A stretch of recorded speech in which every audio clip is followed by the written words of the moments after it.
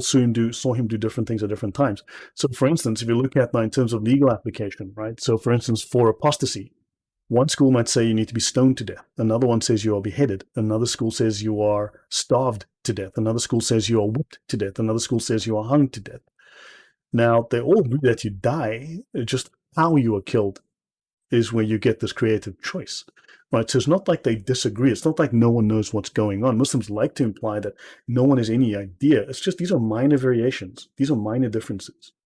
Understand? They ultimately, it's not like you're going to suddenly mistake Islam for Buddhism because you guys are Hanafi Islam. I thought you were Buddhist. You guys are so identical. No, nonsense. You know it's Muslims.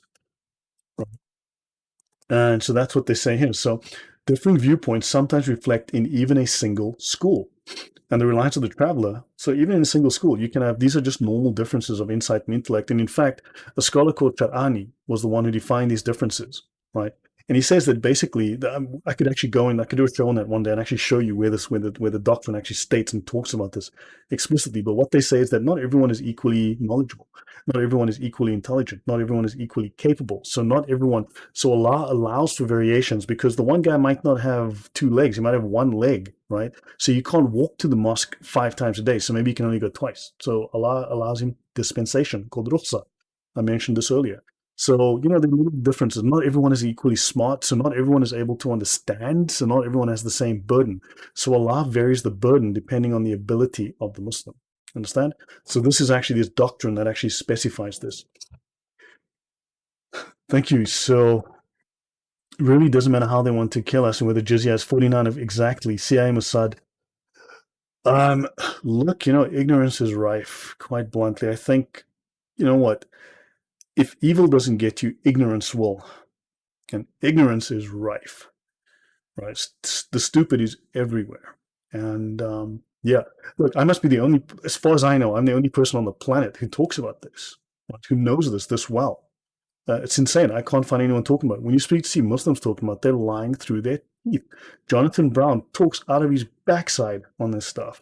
I listened to him today talking about Sharia, and the guy was talking out of his butt. Excuse my French, but it was bleep is what it was. Total bleep. Honestly, I was like, huh? Like seriously. And they will never show you these actual books. Remember, it's treason for them to reveal this to non-Muslims.